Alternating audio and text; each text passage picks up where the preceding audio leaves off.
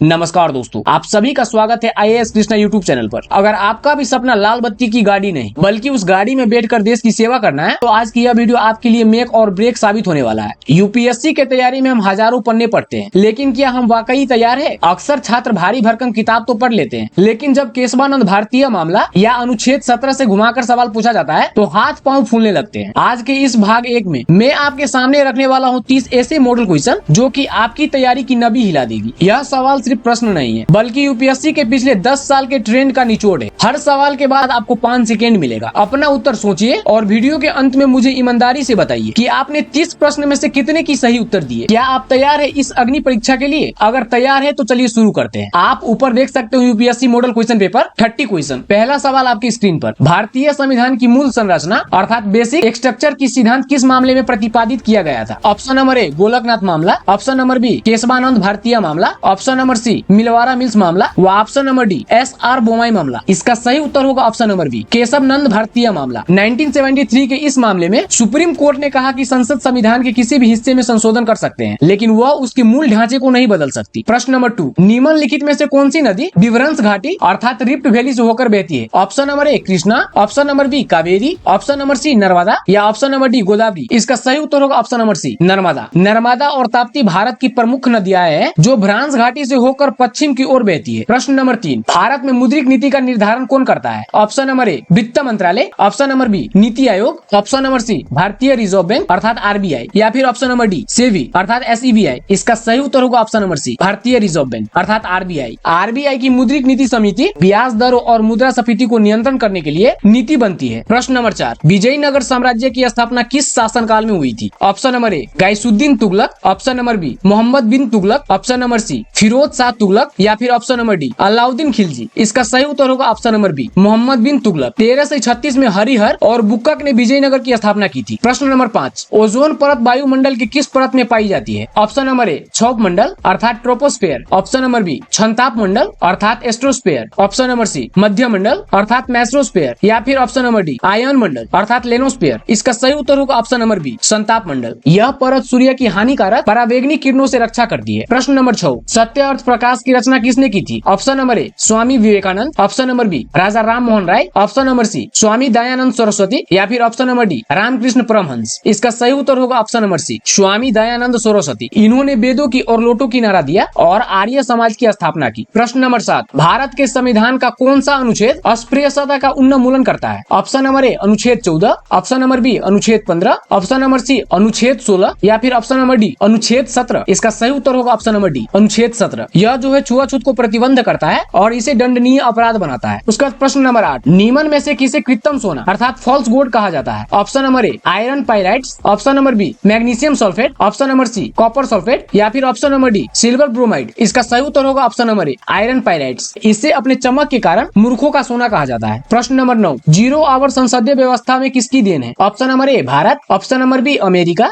Option number C Britain या फिर option number D Switzerland. इसका सही उत्तर होगा ऑप्शन नंबर ए भारत। यहाँ बिना किसी पूर्व सूचना के सार्वजनिक महत्व की प्रश्न पूछने की भारतीय नवाचार पद्धति है। प्रश्न नंबर 10, भारत में पहली 5 वर्षीय योजना किस मॉडल पर आधारित है? Option number A Mahalanobis model, option number B Harrod Domar model, option number C Bombay plan या फिर option number D Gadgil model. इसका सही उत्तर होगा option number B Harrod Domar model. पहली योजना 1951 से लेकर के 1956 तक कृषि पर केंद्रित थी। उसके बाद अब इधर देखिए प्रश्न नंबर 11, निम्नलिखित में से कौन सा देश कुवैत का सदस्य नहीं है? Option number A Bharat, option number B Japan, option number C Australia या फिर ऑप्शन नंबर डी दक्षिण कोरिया। इसका सही उत्तर होगा ऑप्शन नंबर डी दक्षिण कोरिया। कुवैत में भारत, जापान, ऑस्ट्रेलिया और अमेरिका शामिल है और दक्षिण कोरिया जो है वो शामिल नहीं है। प्रश्न नंबर 12, हाल ही में चर्चा में रहा प्रोजेक्ट टाइगर किस वर्ष शुरू किया गया था? ऑप्शन नंबर ए 1971 में, ऑप्शन नंबर बी 1972 में, ऑप्शन नंबर सी 1973 में या फिर ऑप्शन नंबर डी 1975 में। इसका सही उत्तर होगा ऑप्शन नंबर सी 1973 में। बाघों के संरक्षण के लिए जिम क्वाड नेशनल पार्क से इसकी शुरुआत हुई थी। प्रश्न नंबर 13, रैयत बाड़ी व्यवस्था किसके द्वारा लागू की गई थी? Option number A Lord Cornwallis, option number B Thomas Munro, option number C Baron Hastings या फिर option number D Lord Dalhousie. इसका सही उत्तर होगा option number B Thomas Munro. यह व्यवस्था मुख्य रूप से मद्रास और बॉम्बे प्रेसिडेंसी में लागू की गई थी। प्रश्न नंबर 14, प्रकाश वर्ष अर्थात लाइट ईयर किसकी इकाई है? ऑप्शन नंबर ए समय, ऑप्शन नंबर बी दूरी, ऑप्शन नंबर सी प्रकाश की तीव्रता या फिर ऑप्शन नंबर डी द्रव्यमान। इसका सही उत्तर होगा ऑप्शन नंबर बी दूरी। एक वर्ष में प्रकाश द्वारा तय की गई दूरी को प्रकाश वर्ष कहते हैं। प्रश्न नंबर 15, पंचायती राज का संविधानिक दर्जा किस संशोधन द्वारा किया गया? ऑप्शन नंबर ए 4200 संशोधन, ऑप्शन नंबर बी 4400 संशोधन, ऑप्शन नंबर सी 73 संशोधन या फिर ऑप्शन नंबर डी 74 संशोधन। इसका सही उत्तर होगा ऑप्शन नंबर सी 73 संशोधन। 1992 में इस संशोधन ने पंचायत को संवैधानिक दर्जा दिया। प्रश्न नंबर 16, सिंधु घाटी सभ्यता का लोथल अर्थात शहर कहाँ स्थित है? Option number A Rajasthan, option number B Haryana, option number C Punjab या फिर ऑप्शन नंबर डी गुजरात। इसका सही उत्तर होगा option number D Gujarat. Lothal Sindhu घाटी सभ्यता का एक प्रमुख बंदरगाह शहर था। प्रश्न नंबर 17, भारत का एकमात्र सक्रिय ज्वालामुखी कहाँ स्थित है? Option number A Lakshadweep, option number B बेनरद्वीप, ऑप्शन नंबर सी मिनिकाया या फिर ऑप्शन नंबर डी माया बंदर। इसका सही उत्तर होगा ऑप्शन नंबर बी बेनरद्वीप। यह अंडमान और निकोबार द्वीप समूह में स्थित है। प्रश्न नंबर 18, इंसुलिन का स्राव शरीर के किस अंग से होता है? ऑप्शन नंबर ए यकृत अर्थात लीवर, ऑप्शन नंबर बी अग्नाशय, ऑप्शन नंबर सी तिल्ली या फिर ऑप्शन नंबर डी पित्ताशय। इसका सही उत्तर होगा ऑप्शन नंबर बी अग्नाशय। इंसुलिन रगत में शर्करा अर्थात शुगर की मात्रा को नियंत्रित करता है। प्रश्न नंबर 19, बुद्ध ने अपना प्रथम उपदेश कहाँ दिया था? Option number A Lumbini, option number B Kushinagar, option number C Sarnath या फिर ऑप्शन नंबर डी बोध गया। इसका सही उत्तर होगा ऑप्शन नंबर सी सारनाथ। इसे धर्म चक्र प्रवर्तन के नाम से जाना जाता है। प्रश्न नंबर 20, ब्लैक होल त्रस्ती कहाँ घटी हुई थी? Option number A Munger, option number B Kolkata, option number C Murshidabad या फिर ऑप्शन नंबर डी ढाका। इसका सही उत्तर होगा ऑप्शन नंबर बी कोलकाता। 1756 में सिराज उदौला के समय में यह घटना घटी हुई थी। प्रश्न नंबर 21, भारत के राष्ट्रपति को पद से हटाने की प्रक्रिया अर्थात महाअभियोग किस अनुच्छेद में है? ऑप्शन नंबर ए अनुच्छेद 52, ऑप्शन नंबर बी अनुच्छेद 61, ऑप्शन नंबर सी अनुच्छेद 72 या फिर ऑप्शन नंबर डी अनुच्छेद 123। इसका सही उत्तर होगा ऑप्शन नंबर बी अनुच्छेद 61। संविधान के उल्लंघन के आधार पर राष्ट्रपति पर महाअभियोग चलाया जा सकता है। प्रश्न नंबर 22, सार्क का मुख्यालय कहाँ स्थित है? Option number A Nai Delhi, option number B Dhaka, option number C Kathmandu या फिर ऑप्शन नंबर डी कोलंबो। इसका सही उत्तर होगा ऑप्शन नंबर सी काठमांडू। और सार्क का स्थापना का बात करें तो सार्क का स्थापना 1985 में हुई थी। प्रश्न नंबर 23, कौन सा विटामिन जल में घुलनशील है? Option number A vitamin A, option number B vitamin D, option number C vitamin C या फिर ऑप्शन नंबर डी विटामिन के। इसका सही उत्तर होगा option number C vitamin C. Vitamin B और सी जल में घुलनशील होती है जबकि ए, डी और के बासा में। प्रश्न नंबर 24, नीली क्रांति का संबंध किससे है? ऑप्शन नंबर ए दुग्ध उत्पादन, ऑप्शन नंबर बी मत्स्य उत्पादन, ऑप्शन नंबर सी तिलहन उत्पादन या फिर ऑप्शन नंबर डी वर्क उत्पादन। इसका सही उत्तर होगा ऑप्शन नंबर बी मत्स्य उत्पादन। मछली उत्पादन में वृद्धि के लिए नीली क्रांति शुरू की गई थी। प्रश्न नंबर 25, गांधी इरविन समझौता किस वर्ष में हुआ था? Option number A 1930, option number B 1931, option number C 1932 या फिर ऑप्शन नंबर डी 1933। इसका सही उत्तर होगा ऑप्शन नंबर बी 1931। इसके बाद गांधी जी दूसरे गोलमेज सम्मेलन में भाग लेने के लिए लंदन गए थे। प्रश्न नंबर 26, राज्यसभा का पदेन सभापति कौन होता है? ऑप्शन नंबर ए राष्ट्रपति, ऑप्शन नंबर बी प्रधानमंत्री, ऑप्शन नंबर सी उपराष्ट्रपति या फिर ऑप्शन नंबर डी लोकसभा अध्यक्ष। इसका सही उत्तर होगा ऑप्शन नंबर सी उपराष्ट्रपति। उपराष्ट्रपति ही राज्यसभा की कार्यवाही का संरचना करता है। प्रश्न नंबर 27, बक्सर टाइगर रिजर्व किस राज्य में स्थित है?